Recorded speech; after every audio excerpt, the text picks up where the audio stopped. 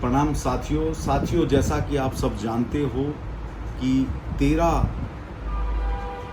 अगस्त को एक नोटिफिकेशन दिल्ली के एलजी साहब का आया, जिसमें पुलिस थानों से ही पुलिस के सारे जो गवाहों की एविडेंस कराने की बात आई, जिसके अगेंस्ट हम सब ने, सारी कोऑर्डिनेशन कमेटी ने निर्णय लिया कि हम हड़ताल पे जाएंगे।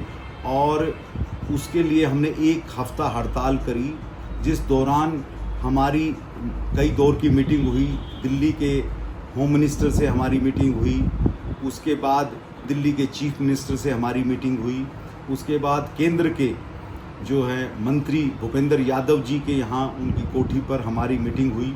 और एक दिन तो हमारी मीटिंग लगभग 8 घंटे के करीब भूपेंद्र यादव जी के यहाँ हुई। कई दौर की बातें हुई और कई जो है काफ़ी लंबी चर्चा रही।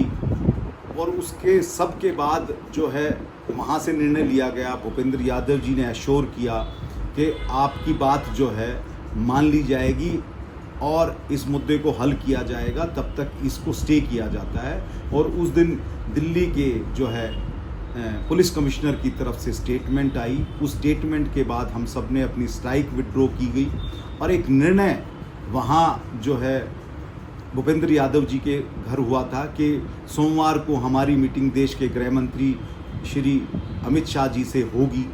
और सोमवार को किसी कारण से ना हो पाई तो वो मीटिंग मंगलवार को 8:30 बजे जो हमारी तय हुई, जिस मीटिंग में मैं भी वहाँ पहुँचा था, मैं शामिल था। और वहाँ काफ़ी डिस्कशन के बाद, काफ़ी जद्दोजहद के बाद ये अंतिम निर्णय लिया गया, हमें अश्योर किया गया कि भाई आपकी जो है बात मान ली गई है और पुलिस के जितने भी विटनेस होंगे उनकी सबकी गवाही कोर्ट में होगी, थानों में नहीं होगी। और उस एश्योरेंस के बाद हम वहाँ से निकल कर आए और हमने फिर जो है कोऑर्डिनेशन के जो लीडर्स थे, हमारे बार काउंसिल्स के लीडर थे, उन सब ने भूपेंद्र यादव जी के यहाँ इकट्ठे हुए और फिर उन्होंने दोबारा हमें एश्योर किया कि आपकी जो है ये मांग मान ली जाएगी। और मैं आपको बता दूं कि गृह मंत्री ने उस दिन हमें ये कहा था कि 1-2 दिन के अंदर जो है आपको इसके रिगार्डिंग सर्कुलर जो है वो पुलिस कमिश्नर के द्वारा आ जाएगा। मगर जब आज ये जो सर्कुलर आया और इस सर्कुलर को पढ़ा हमने, तो इस सर्कुलर को पढ़ने के बाद मैं अपने आप बहुत आहत हूँ। जो निर्णय वहाँ हमें हमारा लिया गया, जो हम सब मौजूद थे, अमित शाह जी ने जो एश्योरेंस हमें दी थी वो पूरी नहीं की गई।